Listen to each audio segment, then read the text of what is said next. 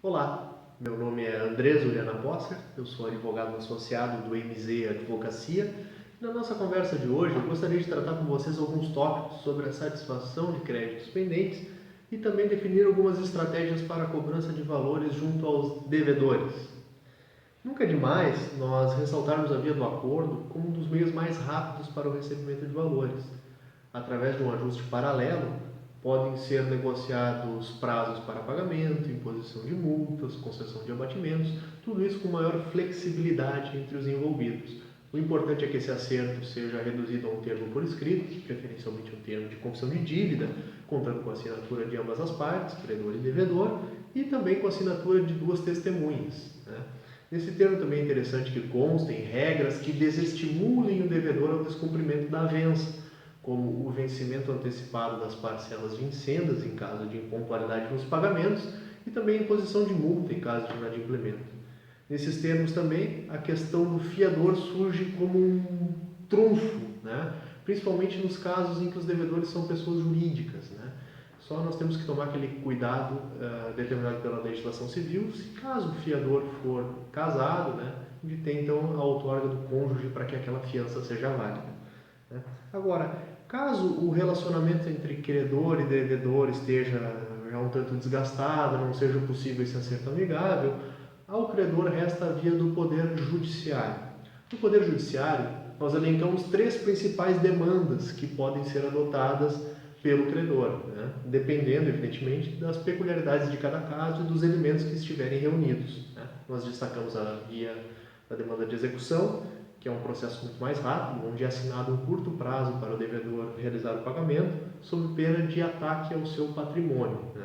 Nós temos também a via da ação monitória, que é uma ação que se destina à constituição de um título para a sua posterior execução. E ainda nós temos a via do processo ordinário, que seria uma ação ordinária de cobrança, com muito mais abertura ao contraditório, a produção de provas e todos os demais desdobramentos inerentes a um processo comum. Independente do tipo de ação escolhido, o fato é que o credor tem à sua disposição elementos cada vez mais evoluídos, mecanismos cada vez mais eficazes para buscar a satisfação do seu crédito, seja através do ataque ao patrimônio do devedor, seja através de meios de coerção, legalmente falando, é claro, para que esse devedor seja instado a realizar o pagamento da dívida.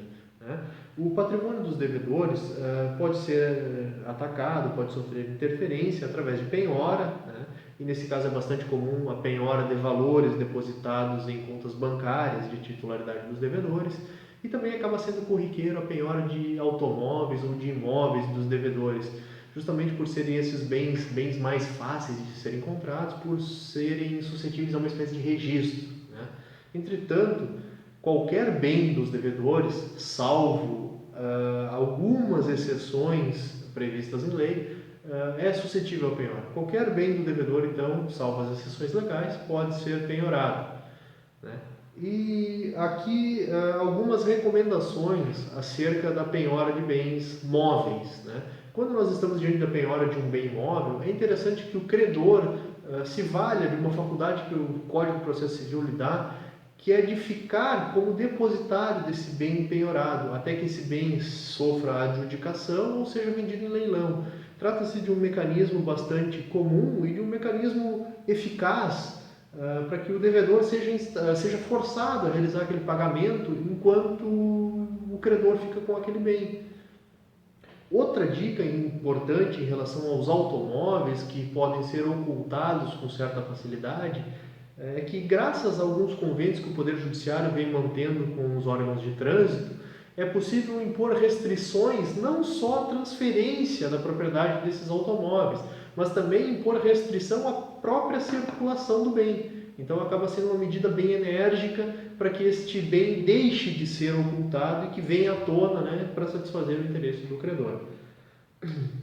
Além do ataque a esses bens que nós já mencionamos, ainda na esfera patrimonial, existem outras formas para que o credor tente a satisfação do seu crédito, que seria, por exemplo, a penhora de algum crédito que o próprio devedor tenha constituído dentro de um outro processo, que é a famosa penhora no rosto dos autos, né? Também é possível ser tentada a penhora da meação de algum bem que esteja registrado no nome do cônjuge do devedor.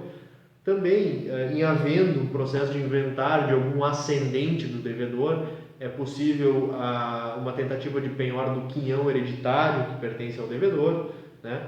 Também, em sendo esse devedor sócio de alguma empresa, é possível a penhora dos lucros dessa sociedade, né? Enfim, existem N situações e uma série de pormenores que dão ao credor possibilidades para satisfação do seu crédito. Além do aspecto patrimonial, questões voltadas a restrições de direitos também podem ser adotadas para instigar o devedor à realização dos pagamentos, né? E nesse aspecto, o novo Código de Processo Civil traz no mínimo 3 disposições muito atrativas aos credores.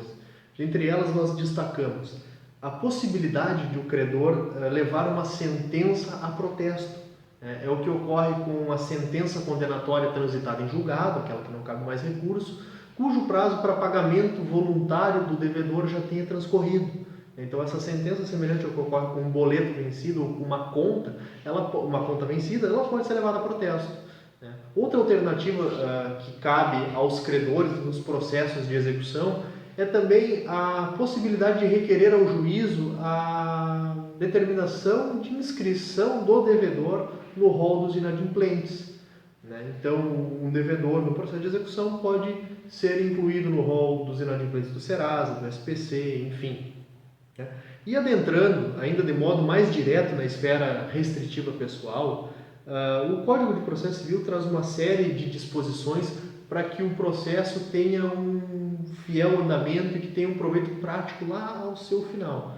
Dentre essas disposições, o Código estabelece que o juiz, na condição de dirigente do processo, pode adotar todas as medidas indutivas, coercitivas, mandamentais ou subrogatórias necessárias para assegurar o cumprimento da ordem judicial, inclusive nos casos que tenham por objeto a prestação pecuniária. Então, a tendência é que possam ser tomadas medidas ainda mais enérgicas para que o devedor seja forçado à realização do pagamento, como, por exemplo, uma determinação de retenção da Carteira Nacional de Habilitação, uma retenção de passaporte, ou até mesmo, quem sabe, uma vedação à participação daquele devedor em um concurso público.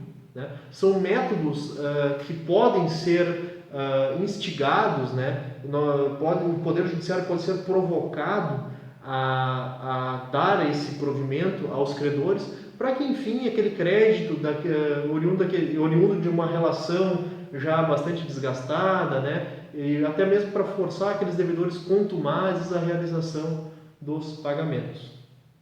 Muito obrigado pela atenção de vocês e até a próxima.